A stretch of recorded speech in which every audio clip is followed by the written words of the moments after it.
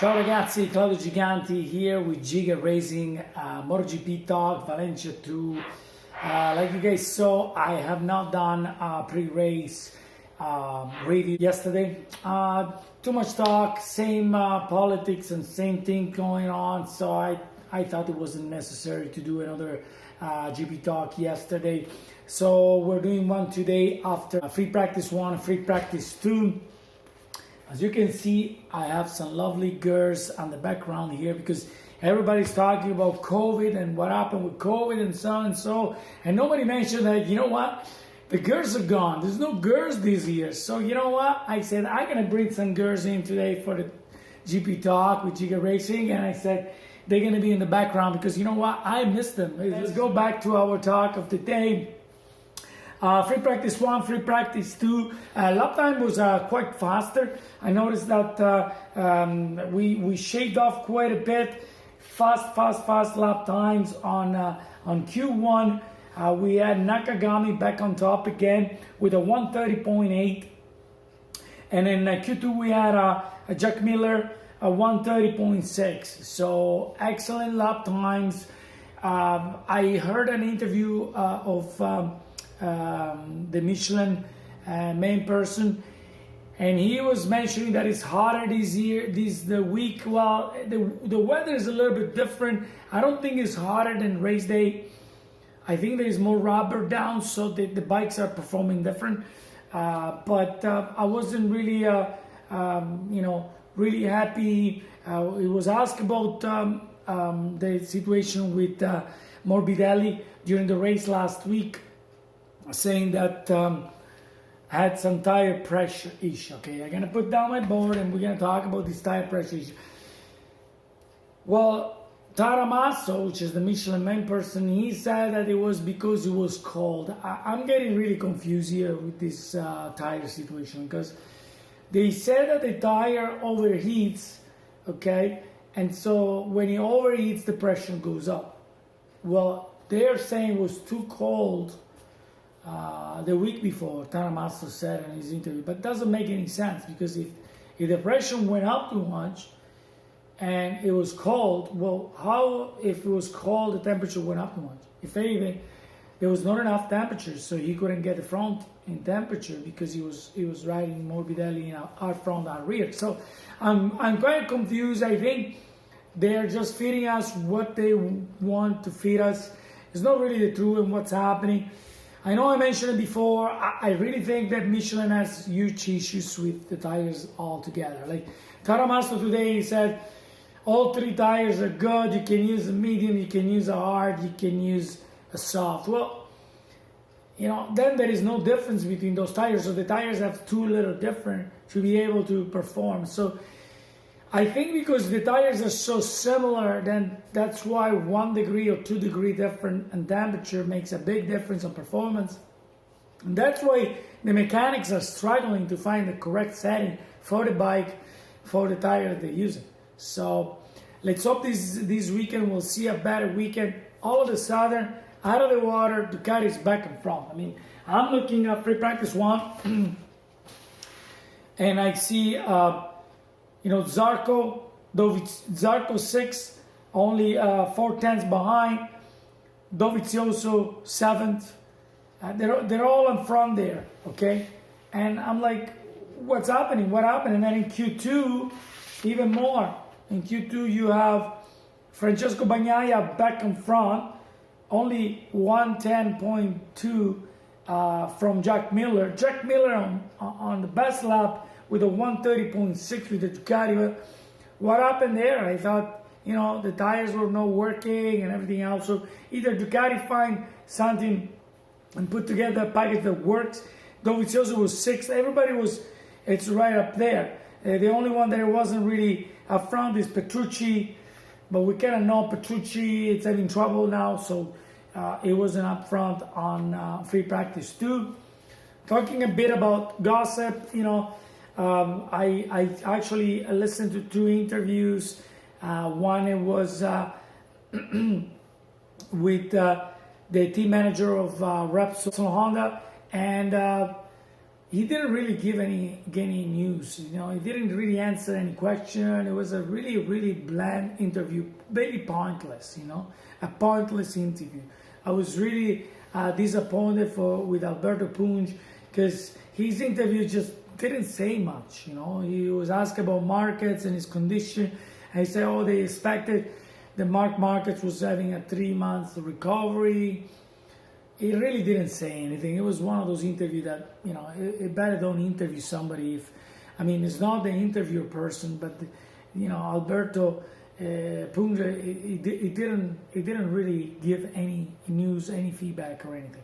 And then I listened to an older interview of Massimo Rivola, and I was really disappointed again. He was pointing out that, you know, they tried to get Dovizioso, but Dovizioso again, you know, didn't thought that the project was good enough for him, you know. And I'm really not really pleased with Dovizioso's attitude. I also saw another interview that Dovizioso gave to Italian reporter, and he was kind of, you know, saying again, I felt like listening to Casey Stoner again, because he was saying like how, you know, it's hard when you have funds and you know, you go around the paddock and you get asked for a signature and for pictures and such, and all they want to do, you say, is ride and for passion. So, well, if you're really passionate about riding, you don't need to ride, you know, in front of the TV, in front of a million people. You can just go for a track day, have a top-notch Ducati bike, and just go rip out. And, you know, if that's what you want to do and have fun, you can do that. But if you're in a scene or a MotoGP worldwide, and you know what, he's getting paid whatever, $3 million euro a year. Well, he's getting paid that much because the fans, because us, we're there watching them, and we're there, you know, buying the merchandise, buying the motorcycles. So if it wasn't for the fan, guess what? He wouldn't be there making that kind of money. So you know what? It's his job. He should be happy to have a job like that he can play and do something, you know, passionate, that he's passionate about, apparently, as he's saying. But I don't really believe of this passion thing, because if you're really passionate about MotoGP and about riding, wouldn't you take the offer from Aprilia? You're Italian, it's an Italian manufacturer. If they're not that great, maybe you can make them better. So I guess you're not that good if you cannot make them better, if it's not good enough for you, you know, and you're not really passionate. That's a message for Dovizioso anyway. So let's move on for that. The free practice, one thing that was interesting to watch is Alex Marquez crashed a couple of times. He's probably trying to get, you know, the right feeling, and he's not getting the right feeling here at Valencia for some reason. We see it all the way to the back behind, same exact lap time than Valentino Rossi. I don't know what happened to Valentino Rossi. I saw that, you know, there is no much going on as far as his lap times, 7.5 tenths behind. I like to make a point though that, you know, these race, they're very close. Like free practice 2 in 7.5 tenths, you have basically 19 riders. It's very close. So tomorrow is going to be really close. It's like a lottery tomorrow. You get a yellow flag during qualifying, your lap get picked out, and you know, you might lose a position or two or hang up at the back of the pack because of that. So tomorrow is going to be really tricky. They're all very close to each other. All the bike seems to be doing the same. The only thing that I can notice is the Yamaha. It's a little bit behind in top speed.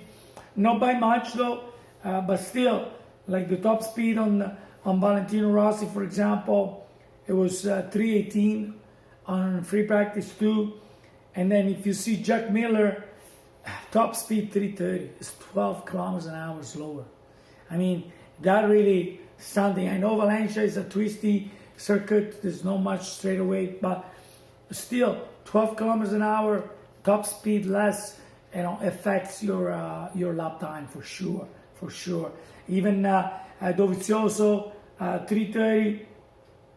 So both Miller and Dovizioso up there on top speed, and I was really pleased and happy to see Pecco Bagnaia back in third spot. Nakagami was up front as well. Nakagami always seems to be doing better on the second race when they have two races in the same circuit. So we're gonna watch for Nakagami. I think it can be good because Nakagami most of the time he keeps it together. He doesn't throw it down the bike. So it's good. It's good to have Nakagami back up front. Paul Espargaro, the KTM, they're gonna be up there.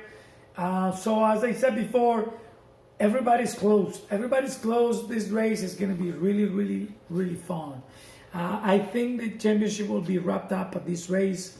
Joan Mir has a big league compared to the second riders, so I think it's gonna get the championship, and I think we're gonna wrap up the championship here. Mark my words. I can bet on it that we're not going to Portugal. The COVID situation is getting a little bit out of control. So I think for the safety of everybody, I think Portugal will be canceled, and especially if the championship get resolved on Sunday, not tomorrow, on Sunday. Sorry about that. So I think we're gonna see a good race. I think everybody's gonna be close. So let's hope for a good race tomorrow, and good practice, good qualifying tomorrow, and a good race on Sunday. I think it's gonna be good. I hope that Morbidelli, you guys know I'm a big fan. I hope it's back up front, and I really, really like to see Valentino Rossi.